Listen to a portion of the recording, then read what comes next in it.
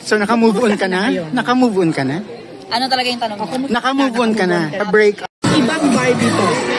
Although, hindi ka pa rin naman kontrabida, walang ganon, pero parang ibang atake, ibang Ano po ito? Mas palaban,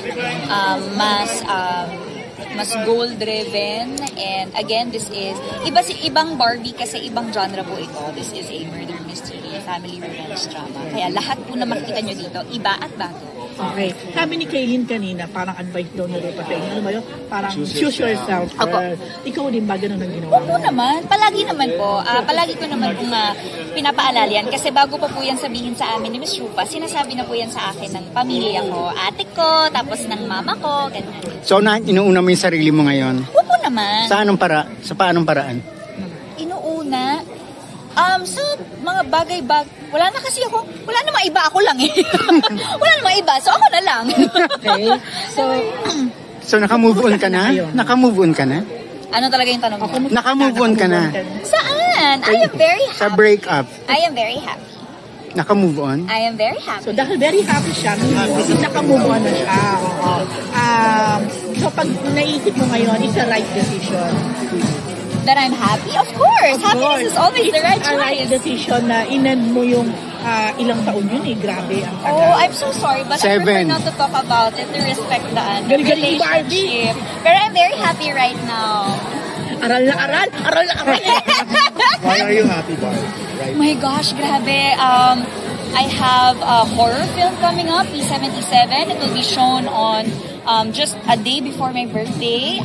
And now I have a show, Beauty Empire, with Kaylin Alcantara and Miss Rufa Gutierrez. I will also have another movie coming up, Contrabida Academy on Netflix.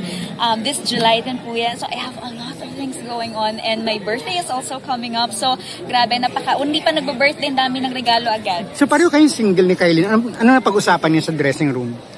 Maraming bagay. Ang dami naming gustong puntahang mga cafes, restaurant. Yun yung ginawa namin sa Korea. Nag-explore kami ng mga cafe. Nagpunta kami sa isang parang cafe na nakita namin sa Myeongdong. Tsaka ang unang-una ko talagang hinanap pagdating ko sa Korea, si Kaylin. Kasi nagsamgyupsal talaga kami sa Myeongdong. Kung may mga love life na kayo pinag-usapan, kayo dalawa, since pareho rin kayong mga...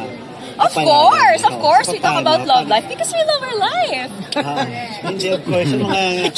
Serang drug ka dahil ikaw mga Barbs, tumatanggap ka ngayon ng mga suitors, tumatanggap ka na, nag-entertain ka na ng mga nanliligan. Honestly, wala po talaga. To be completo to yun, totoo yun, wala etches yun. Wala po, wala nanliligan. Pero you're open. I am still enjoying my time, but I am open to meet people kasi ano naman, ang saya palang maging outgoing, diba? To be more out there, ang sarap tumakbo sa labas, ganyan. So na-enjoy mo yung mga takbo niyo, ay takbo lang. Tinatakbuhan mo rin. Super! Parang tinatakbuhan mo rin yung mga tanong namin. Hindi ako tumatakbo. Sumasagot siya. No flinch, I am standing right here, Tito Gorgie. Barbs, Umiyak ka ba, Barbs? Barbs? Pwede kang sasabi mga open Sino muna? na, so ibig sabihin, hindi ka pa handa na into a new relationship. Siguro po dahil marami lang din po talagang ginagawa pa rin ngayon. Siguro when I have more time to think about it, and syempre para hindi rin ako maging selfish when I have more time to spend, diba? Why not? Pag naalala mo siya, iniyakan mo siya?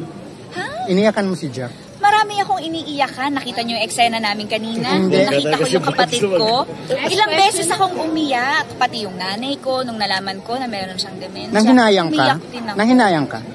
Sa relasyon niyo? Nanghinayang ako na sana nabigay ko pa yung best ko dun sa eksena. Kasi parang hindi pa ako masyadong happy. Sana na-improve ko pa sana. Are you willing to work with him again, if ever?